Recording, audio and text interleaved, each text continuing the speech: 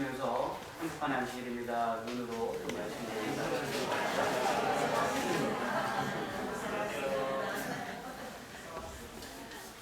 네, 우리 오셰로 주니어 총학생들로 이루어져 있고요.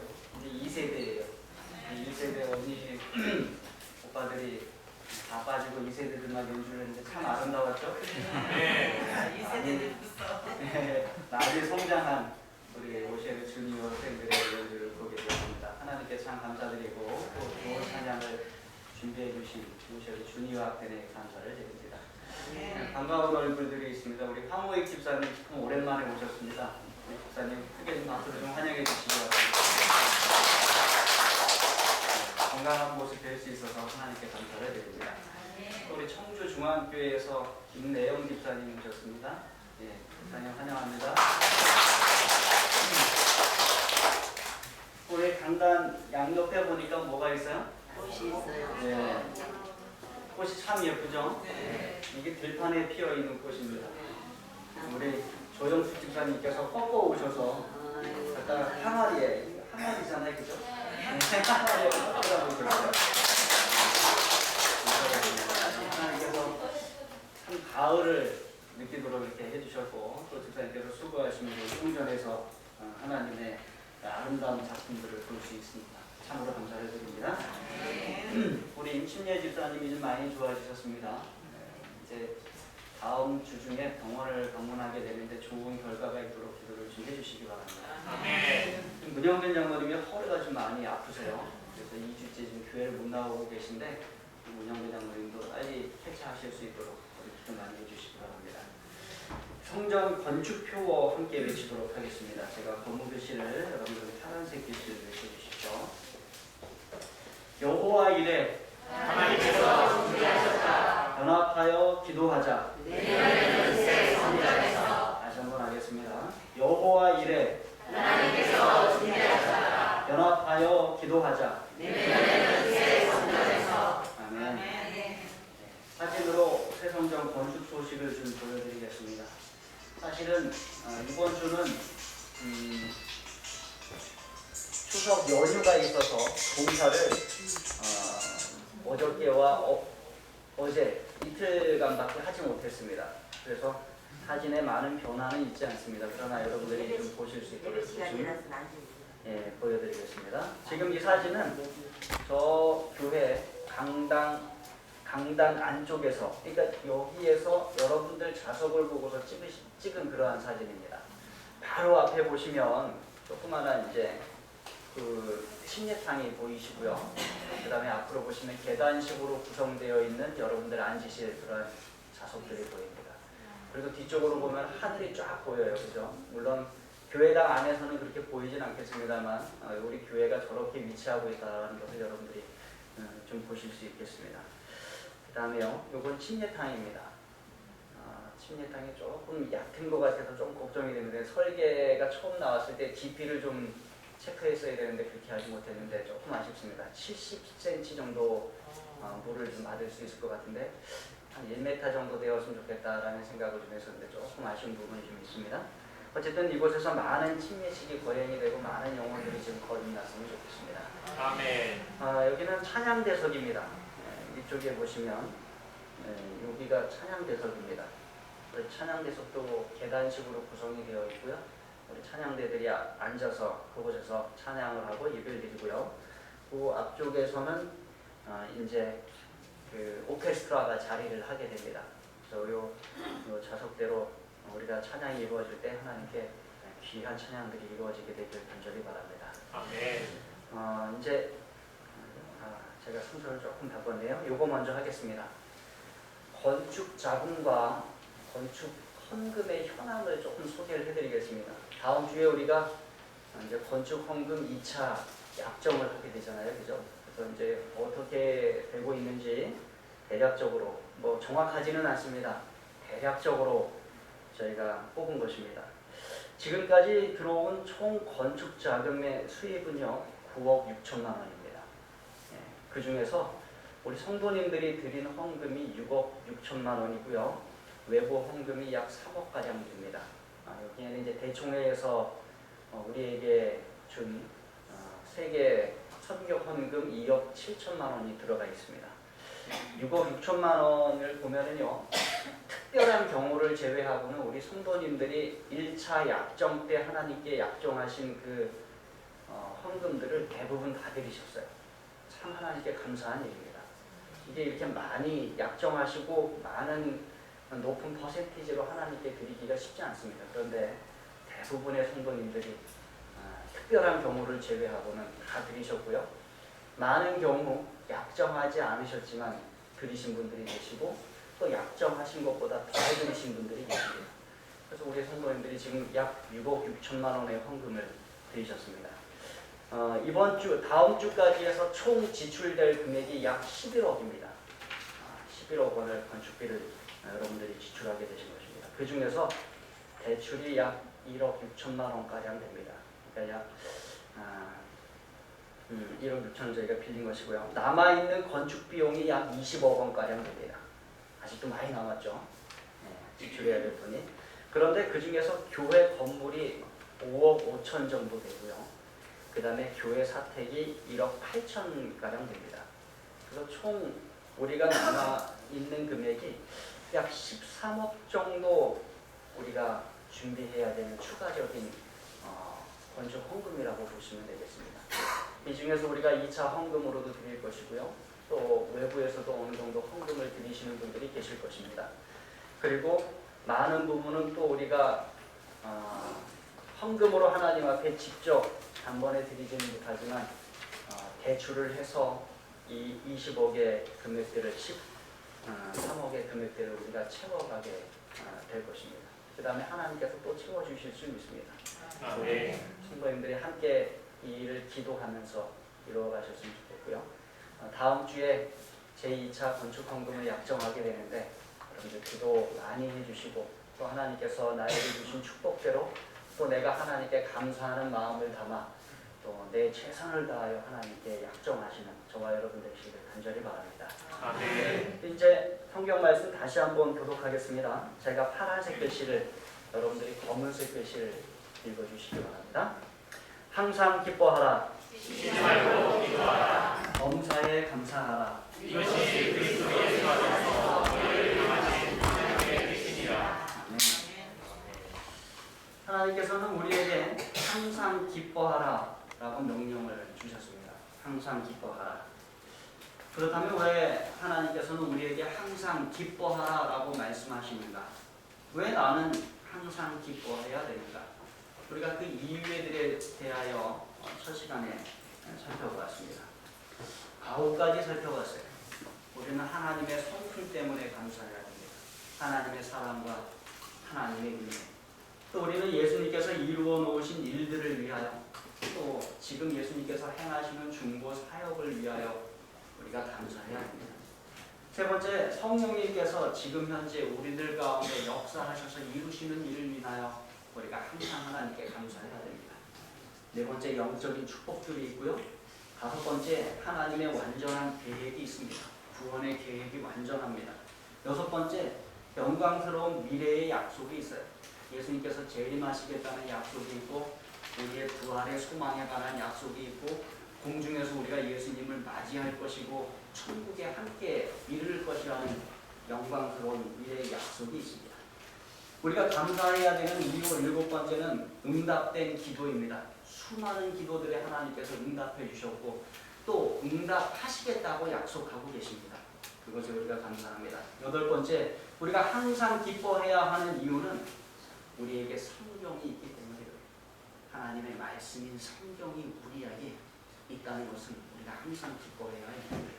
마지막으로 아홉 번째 말씀드렸는데 그리스도인 교제, 하늘 가족이 저와 여러분에게 있다는 것입니다. 이 세종 행복교회라는 이 아름다운 그리스도 안에서의 가정이 있고 그 안에 아름다운 교제가 있는 것에 대하여 하나님께 감사하게 되는 것입니다. 그런데 우리들에게 문제가 있어요. 그것은 하나님께서 명령하셨고 항상 기뻐해야 할 이유들을 성경을 통해서 우리가 확인했는데 그럼에도 불구하고 나는 항상 기쁘지 않다는 것입니다. 무엇이 문제인가? 라는 것이 우리의 질문이에요.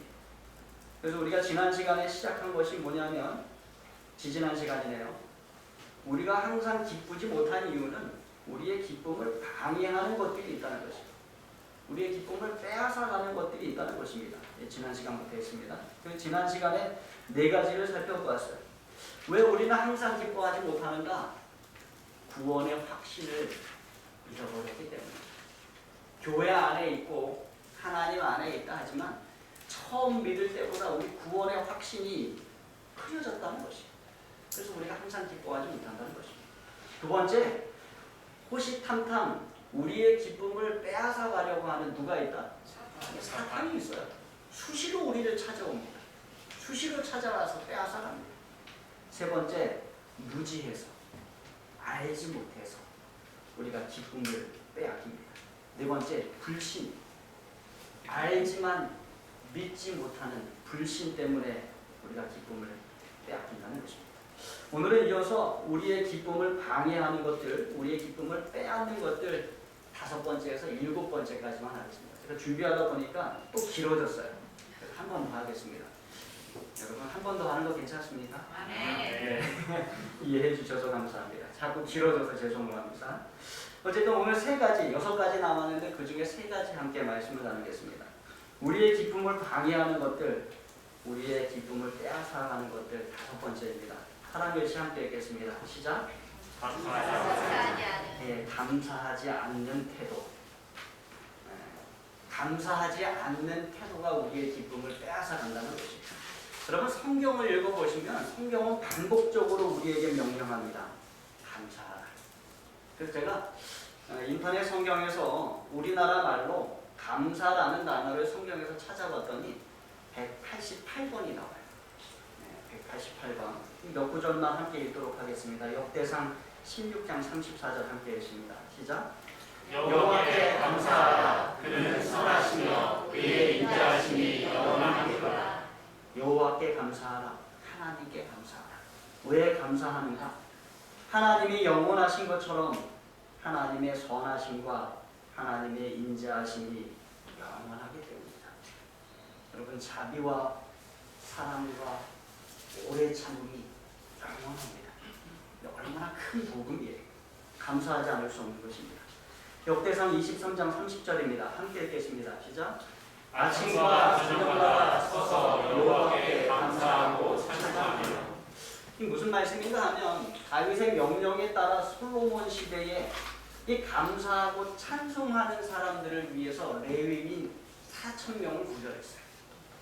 4,000명이 매일 아침과 저녁, 아침 제사와 저녁 제사 드려질 때 하나님께 감사하고 찬송하는 일을 한 것입니다. 예, 그 초반을 좀 읽어보면 이렇습니다. 1절로 5절까지를 교독하겠습니다. 제가 파란색 글씨를, 여러분들이 검은색 글씨를 읽어주십시오. 다윗이 나이가 많아 늙음에 아들 솔로몬을 이스라엘 왕으로 삼고 이스라엘 모든 감백과 제사장과 레위 사람을 모았더라. 레위 사람은 30세 이상으로 계수하니 모든 남자의 수가 38,000명인데 그 중에 24,000명은 여호와의 성전의 일을 보살피는 자요 6,000명은 관원과 세파사이요. 5절 함께 있습니다. 시작. 4,000명은 문지기요 4,000명은 그가 여호와께 찬송을 드리기 위하여 만드는 악기로 찬송하는 자들이라. 레위 사람 30세 이상을 솔로몬 시대 때 계수했더니 몇 명이더라? 네, 38,000명이더라. 그래서 각각 일을 주었어요. 임무를 주었습니다. 근데 그 중에 5절 후반부에 보시면 4,000명은 그가 여호와께 찬송을 드리기 위하여 만든 악기로 찬송하는 자들이다. 찬양대와 오셰르 악단이 몇 명인 거예요? 4,000명인 거예요. 네. 그들을 24단열로 나누었습니다. 그러니까 24차례로 나눈 것입니다. 그리고 1년에 차례를 정해서 봉사하게 했어요. 그래서 24단열이기 때문에 1년에 2차례 일주일씩 성전에서 봉사를 했습니다. 그러니까 한 번 일주일 봉사하고 또 24번 돌아가면 또 한 번 일주일 봉사하고. 그런데 절기 때는 모든 단열의 레위인들이 제사장들이 다 모여서 함께 했어요. 그 절기 때는 얼마나 큰 찬양대가 이루어지고 얼마나 많은 아름다운 웅장한 찬양이 하나님께 드려졌겠습니까?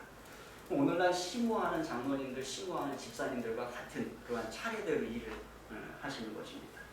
어쨌든 이렇게 차례대로 주는데 4,000명이 돌아가면서 단열대로 하나님께 날마다 찬양을 드립니다. 1년 내내 끊이지 않고. 그래서 아침과 저녁마다 서서 여호와께 감사하고 찬송하는 레위인들이 백성을 대표해서 하루도 끊이지 않고 감사하고 찬송하는 그러한 레위인들이 하나님 앞에 있었던 것입니다. 시편 97편 12절 말씀 또 읽겠습니다. 시작. 의인이여 너희는 여호와로 말미암아 기뻐하며 그의 거룩한 이름에 감사하리로다. 여호와로 말미암아 뭐하며? 기뻐하며 그의 거룩한 이름에 뭐할지어다? 감사하리로다. 이 성경의 명령이에요. 시편 145편 10절의 말씀도 읽습니다. 시작. 여호와여 주께서 지으신 모든 것들이 주께 감사하며 주의 성도들이 주를 송축하리이다. 예, 사람뿐만 아니라 주께서 지으신 모든 것들이 오늘 여기에 들어와 있는 꽃들도 다 하나님을 감사하고 하나님을 송축하는 일을 함께하는 것입니다. 이사야 51장 3절 말씀도 함께 했습니다. 시작.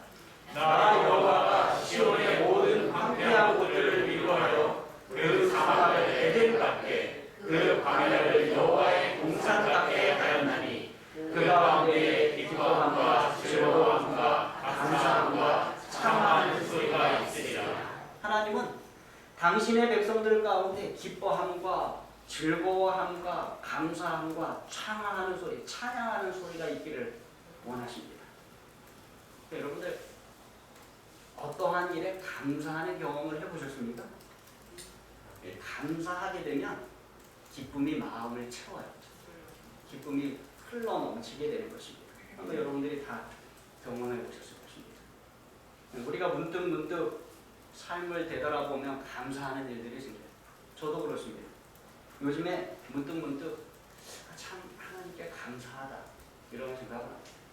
새 성전을 짓게 된 것이 하나님께 감사하다. 아멘. 이 새 성전 건축이 지금까지 이렇게 이루어져 온 것도 기적이다. 하나님의 은혜다. 아멘.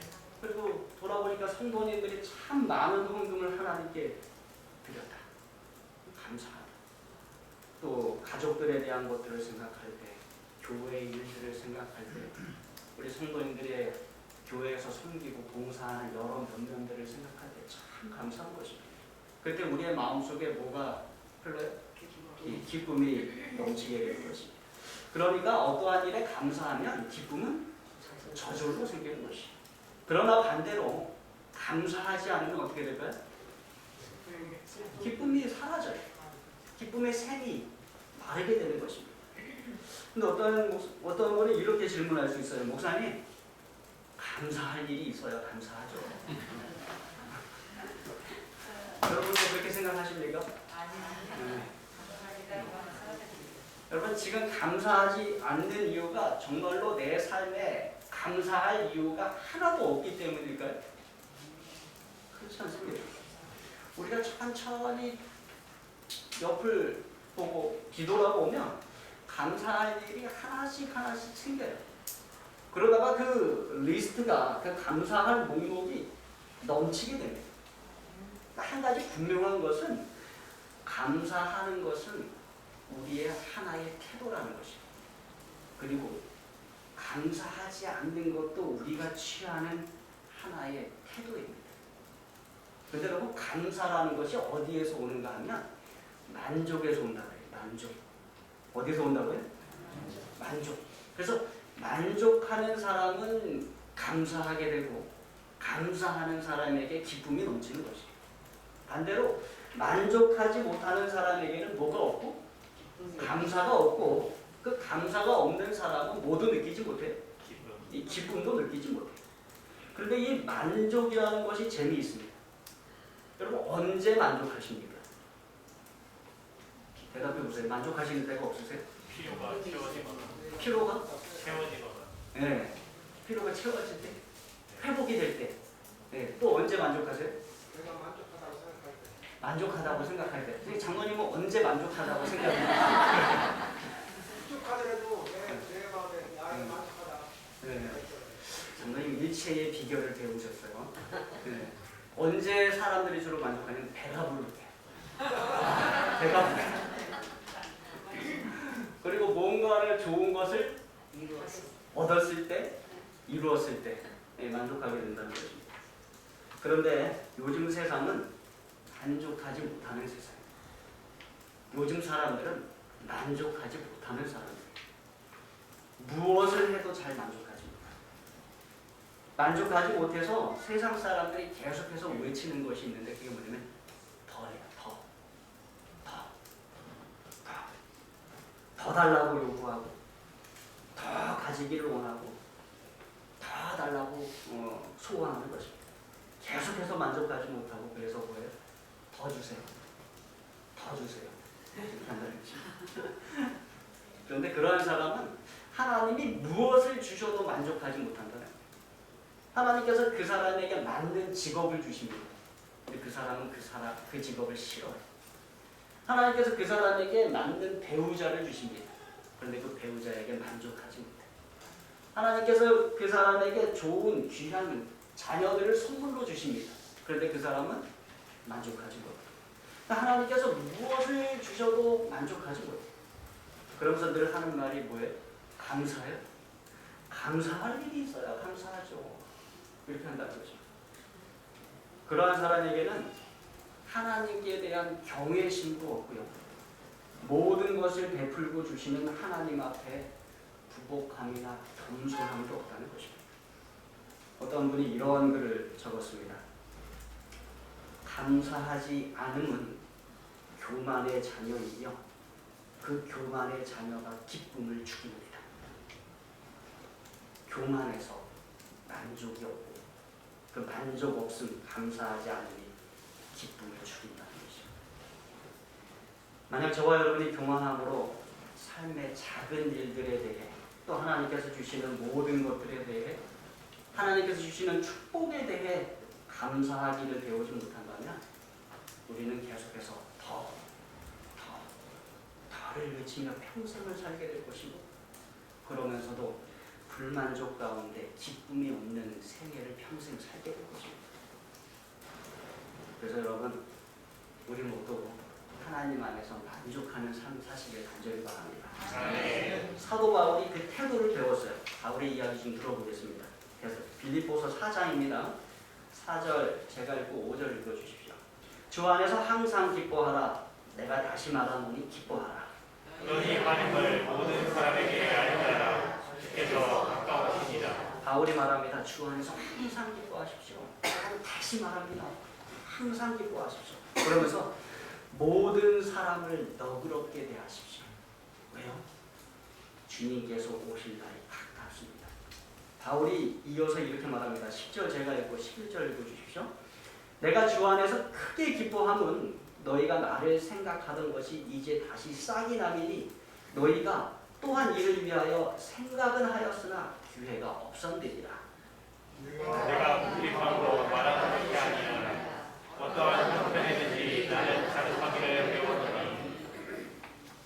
이게 어떠한 상황에서 주어진 말씀인가 하면 빌립보 교인들이 바울을 도와주기 시작했어요. 감옥에 갇혔을 때 먹을 것을 갖다 주고 필요한 것을 갖다 주었어요. 그래서 바울이 뭐하게 되었다고? 크게 기뻐하게 되었다. 감사하게 되었다. 이렇게 이야기합니다. 그러면서 11절에 하는 말이 있어요. 내가 궁핍함으로 말하는 것이 아니니라. 내가 가난하기 때문에 이런 말 하는 것 아닙니다. 어떠한 형편에서든지 나는 뭐하기를 배웠어요? 자족하기를 배웠어요. 나는 어떠한 형편에서도 스스로 만족하는 법을 배웠습니다. 그러면서 12절, 13절 이렇게 설명합니다. 12절 제가 읽고 13절 읽어주십시오. 나는 비천에 처할 줄도 알고 풍부에 처할 줄도 알아. 모든 일, 곧 배부름과 배고픔과 풍부와 궁핍에도 처할 줄 아는 일체의 비결을 배웠노라. 내게 능력 주시는 자 안에서 내가 모든 것을 할 수 있느니라. 네, 바울이 말합니다. 나는 가난하게 사는 법도 알고 부유하게 사는 법도 압니다. 배가 부르건 고프건 부유하게 살건 가난하게 살건 그 어떠한 경우에도 스스로 만족하게 생각하는 비결을 배웠어요. 누구 안에서? 내게 능력 주시는 내게 능력 주시는 자 안에서. 그래서 여러분 13절은 내게 능력 주시는 자 안에서 내가 모든 것을 할 수 있느니라 이렇게 외칠 때 사업을 할 때 하시는 말씀이 아니에요. 아멘. 뭐 공부해서 성공하려고 할 때 하는 말씀이 아니에요. 이거는 언제 하는 말씀이에요? 만족하려고 할 때 하는 말씀이에요. 나는 어떠한 상황에서도 만족할 수 있습니다. 궁핍한 상황에서도 만족할 수 있고 부유한 상황에서도 만족할 수 있고 어떠한 상황에서도 하나님께서 나에게 그러한 능력을 주시기 때문에 내가 어느 때든 만족할 수 있습니다. 그렇게 말하고 있는 것입니다. 아멘. 그래서 여러분 우리가 하나님 안에서 스스로 만족하는 법을 배워야 합니다.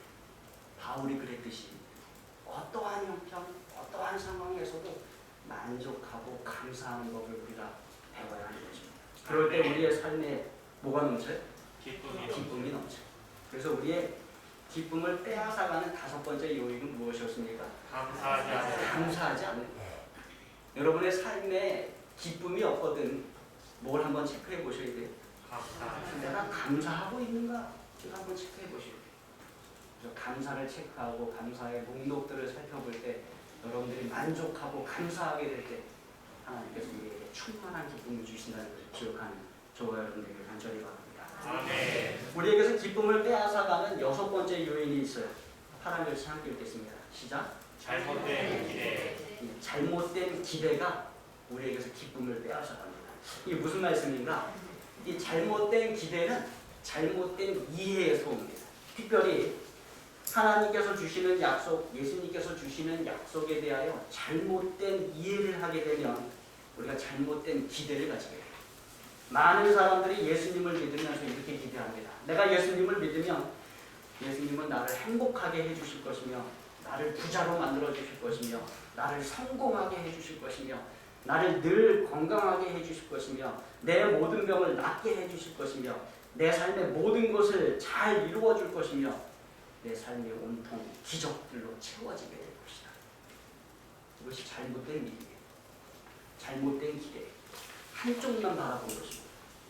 여러분들이 천국 가는데 그러한 일들이 필요하면 하나님께서 여러분들에게 그것을 허락하실 것입니다. 아멘. 그러나 여러분들이 천국 가는데 그것이 방해가 된다면 하나님께서 과감하게 그것을 빼앗아 가실 것입니다. 아멘. 마치 욥에게서 하나님께서 자녀를 빼앗고 재산을 빼앗고 아내마저 빼앗아 가셨던 것처럼 하나님께서 여러분들이 천국 가는데 장애가 된다 하면 그것들을 과감하게 가져가시는 것입니다. 예수님의 목적은 여러분이 이 땅에서 잘 사시는 것이 아니에요. 예수님의 목적은 여러분을 천국으로 이끌고 가시는 것임을 기억하십시오. 아멘. 그래서 예수님께서 오히려 이렇게 약속하신 적이 있어요. 요한복음 16장 33절 말씀 함께 읽겠습니다. 시작. 이것을 너희에게 이르는 것은 너희로 내 안에서 평안을 누리게 하려 함이라. 세상에서는 너희가 환난을 당하나 담대하라. 내가 세상을 이기었노라. 세상에서는 너희가 환난을 당하나 이게 예수님의 약속이에요. 너희에게 환난이 있을 것이다 라는 약속이에요. 부가 아니에요. 뭐가 있을 것이다? 환난이 있을 것이다. 성공이 아니에요. 뭐가 있을 것이다? 환난이 있을 것이다. 번영이 아니에요. 환난이 있을 것이다. 환난. 이게 예수님의 약속이에요. 죄송하지만 예수님 믿는다고 해서 우리 모두가 다 성공하는 건 아니에요. 예수님 믿는다고 해서 우리가 다 병에서 고침을 받는 것이 아니에요. 예수님 믿는다고 해서 우리가 다 부자가 되는 것이 아니고 예수님 믿는다고 해서 우리의 모든 자녀들이 다 잘 되는 것이 아닙니다. 그런 것들이 다 잘못된 기대예요. 그러나 예수님 믿을 때 우리가 구원받게 되고 천국에 이르게 되는 여러분 기억하시기 바랍니다. 아멘. 예수님께서 이어서 이렇게 말씀하셨어요. 세상에서는 너희가 환난을 당하나 뭐하라? 담대하라. 그러면서 내가 세상을 이기리라. 아멘. 그래서 여러분 환난 가운데서 우리가 기뻐할 수 있는 이유는 세상을 이기신 예수님께서 우리 가운데 계시기 때문에 그렇습니다. 아멘. 환난 당할 수 있어요. 그러나 예수님께서 환난을 세상을 이기셨기 때문에 저와 여러분 또한 예수님 안에서 세상과 환난을 이길 수 있음을 여러분 기억하시기 바랍니다. 아멘. 그래서 우리의 기쁨을 빼앗는 것이 뭔가 하면 잘못된 기대, 잘못된 믿음이에요. 그렇게 믿고 있었는데 그렇게 되지 않으면 우리의 기쁨이 사라져가는 것입니다. 예수님의 약속에 대한 올바른 이해를 우리가 가지고 있어야 되겠습니다. 우리의 기쁨을 빼앗는 7째 방해 요인이 있어요. 하나님 같이 함께 했습니다. 시작. 자기 중심적 태도. 네, 자기 중심적인 태도예요. 요즘 사람들이 자주 듣는 말이 있습니다. 공감해. 내면의 소리를 들어라. 자기 내면의 소리에 귀를 기울이십시오. 제가 인터넷 검색으로 몇 가지 이미지와 글들을 좀 찾아보았습니다. 이렇게 말해요. 내면 깊은 곳에서 울려나오는 소리에 귀를 기울여보라. 그 소리가 무엇인지 들을 수 있어야 한다. 잘 듣는 것이야말로 바로 자신의 삶을 이끌어가는 리더십의 출발이다. 진정한 경청이란 내 안에 세미한 소리를 듣는 것이다. 그 소리에 자신의 인생을 몽땅 투자하는 것이다. 박성호라는 분이 포커스 싱킹이라는 책에다 기록한 것입니다. 또 이러한 이미지가 나왔어요. 마음으로 들어라. 그리고 내면의 소리에 귀 기울여라. 그리하면 그 무엇보다 더 많은 것을 이해하리라. 이광호의 행복한 전진이라는 책에 나옵니다. 또 어떤 분이 이렇게 적었습니다. 세상에서 가장 큰 목소리는 자신의 마음 속에서 들려오는 소리다. 마음의 소리에 잘 귀를 기울이며 산다면 어떠한 싸움에서도 결국 승자는 내가 된다. 임희성, 계단을 닦는 CEO라는 책 중에서 나온 것입니다. 그리고 많은 정신과 치료와 상담 치료가 사람들을 자신들의 내면으로 향하게 합니다. 그리고 자기 자신을 보게 하고 자기 자신을 만나게 해요. 그러면서 뭐라 그래? 자신의 내면에 귀를 기울이십시오. 자신의 말을 들어보세요. 그곳에서 치료가 시작이 됩니다. 이렇게 얘기합니다. 정말로 그런가? 성경은 이렇게 말씀하고 있어요. 함께 읽습니다. 시작. 예레미야 17장 9절 시작. 만물보다 거짓되고 심히 부패한 것은 마음이라. 누가 이 일을 알려거든. 사람의 마음이 어떻다고요? 심히 부패한. 예, 만물보다 거짓되고 심히 부패해 있다. 그 무엇보다 거짓되고 부패한 것이 무엇이다? 사람의 마음이라는 것이. 그러면서 덧붙입니다. 누가 능히 이를 알리오나라. 하나님께서 가르쳐 주시지 않으면 이 세상에 누가 그것을 알 수 있겠는가? 이렇게 얘기하는 것입니다. 그렇죠. 이걸 몰라서 현대의 많은 석학들이, 정신과 의사들이, 상담사들이 자꾸 뭐라고 그러는 거예요? 내면의 소리를 들으십시오. 당신 내면에서 들려오는 소리를 들으십시오. 자꾸 그 얘기를 하고 있는 것입니다. 그런데 그런 거짓되고 부패한 마음속에서 들려오는 소리가 무엇인가 하면 용서를 받아들이지 못하게 하는 죄책감의 소리가 들려옵니다. 너는 안 돼. 너는 힘들어. 그래서 수많은 젊은이들이 스스로 목숨을 끊어요. 용서를 받아들이지 못하게 하는 죄책감, 또 자신을 비난하고 있는 다른 누군가에 대한 증오와 적대감의 소리가 자꾸 들려옵니다. 걔가 너를 싫어한다. 참 증오하고 적대하는 소리가 들려옵니다. 자기 중심적인 생각 또는 지나친 자만심의 소리가 내면에서 들려옵니다. 또는 병적인 자기 분석으로 인해 좌절감과 낙담의 소리가 내면에서 들려와요. 이 모든 것들이 다 거짓된 것들이에요. 성경이 말하죠. 만물보다 거짓되고 심히 부패한 것이 뭐다?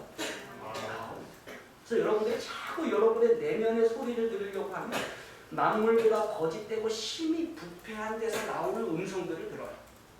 용서받지 못하게 하고, 용서하지 못하게 하고, 자만하게 하고, 낙담하게 하거나 좌절하게 하거나, 끊임없이 자기 마음의 소리를 들으면 자기 자신에게 속는 것이고 그보다 더 비참한 것은 없다는 것을 여러분 기억하시기 바랍니다. 아멘. 성경은 이렇게 말씀해요. 잠언 3장 5절부터 7절입니다. 교독하시겠습니다. 제가 파란 글씨, 여기 본 글씨. 너는 마음을 다하여 여호와를 신뢰하고 내 명철을 의지하지 말라. 너는 범사의 그를 인정하라. 그리하면 내 길을 지도하시리라. 스스로 지혜롭게 여기지 말지어다. 여호와를 경외하며 악을 떠날지어다. 이것이 내 몸에 양약이 되어 내 골수를 윤택하게 하리라. 그래서 여러분 내면의 소리 듣지 마십시오. 다른 사람의 말 듣지 마십시오. 하나님의 음성 듣습니다. 아멘. 하나님의 말씀을 들으십시오. 사도행전 4장 19절입니다. 함께 읽습니다. 시작. 베드로와 요한이 대답하여 이르되 하나님 앞에서 너희의 말을 듣는 것이 하나님의 말씀을 듣는 것보다 옳으나 판단하라. 누구의 말을 들어야 되는가? 사람의 마음의 말을 들어야 되는가? 하나님의 말씀을 들어야 되는가? 무엇이 옳습니까? 하나님의 말씀을 들으라는 것입니다. 그래서요, 사실은 건강한 사람은 자신의 마음의 소리를 듣지 않습니다. 오히려 자기 자신에게 말을 해요. 야, 너 그렇게 살면 안 돼. 응? 너 조용히 해. 그렇게 말하면 어떡해? 누구한테 말하는 거예요? 자기 자신에게 이야기하는 거예요. 그렇게 말하고 나서 자기 자신에게 자기가 야단을 치는 것입니다. 아이고, 또 그렇게 했네. 이러다가 어떻게 되려고 그래? 자기 자신에게 자꾸 하는 것입니다. 누워있지 말고 빨리 일어나 일을 좀 해야지. 그런 적 있으세요? 없으세요? 별로 없으신가 보네요. 네. 건강한 사람은 계속해서 자기 자신에게 이야기를 한다는 것입니다. 자기 자신의 말을 듣지 않고 자기 자신에게 스스로 말을 한다는 것. 그런 사람들은 건강한 사람들. 그런데 자신의 생각과 내면의 말을 자꾸 듣는 사람들 가운데 보면 정신 이상자들이 많아요. 자꾸 누군가 자기한테 뭐라고 그러고. 근데 아무도 그렇게 말하는 사람이 없어요. 누구의 소리를 자꾸 듣는 거예요? 자기 자신의 내면의 소리를 자꾸 듣는 것입니다. 정신이 이상해지는 사람들. 그런 사람들은 자기 자신뿐만 아니라 주변의 사람들도 힘들게 해요. 여러분, 자기 내면의 소리 듣지 마시고 무엇을 들으셔야 돼요? 하나님의 말씀을 들으시고 자기 중심적인 태도에서 벗어나서 하나님 중심적인 태도를 가지고 살아가시기 바랍니다. 자기 중심적인 태도, 자기 내면의 소리를 듣는 것은 우리를 속이고 우리를 낙담시키며 우리를 용서받지 못하게 하고 다른 사람을 용서하지 못하게 합니다. 그렇게 해서 우리의 기쁨을 빼앗아갑니다. 하나님의 말씀에 귀를 기울이십시오. 하나님의 음성의 마음을 여십시오. 용서가 있고 은혜가 있고 사랑이 있어요. 그리고 회복이 있어요. 거기에 기쁨이 있는 것입니다. 오늘 항상 기뻐하라는 하나님의 명령을 방해하는 세 가지 요소들을 추가적으로 우리가 살펴보았습니다. 다섯 번째 무엇이었습니까? 감사하지 않는 것입니다. 감사하지 않는 태도로 살아가면 기쁨이 없어요. 여섯 번째 뭐예요? 잘못된 기대, 잘못된 믿음을 가지고 살아가는 것입니다. 하나님이 이렇게 해주실 것이다. 그렇게 안 해주시면 기쁨이 사라지는 것입니다. 일곱 번째 무엇입니까? 자기 중심적인 태도. 자꾸 내면 자기 말을 들으니까 기쁨이 사라져요. 하나님께 늘 감사하는 저와 여러분 되십시오. 하나님의 약속을 잘 이해하고 모든 하나님께서 허락하신 여건 가운데서 만족하며 감사하는 인생을 사십시다. 자기 중심적인 태도에서 빠져나와서 하나님 중심적인 자기 내면의 말을 듣는 것이 아니라 하나님의 말씀을 듣는 그리고 순종하는 저와 여러분 되시길 간절히 바랍니다. 우리 인생에 기쁨이 넘칠 것입니다. 가랴복음 기별에 있는 말씀 읽고 마치겠습니다. 시작.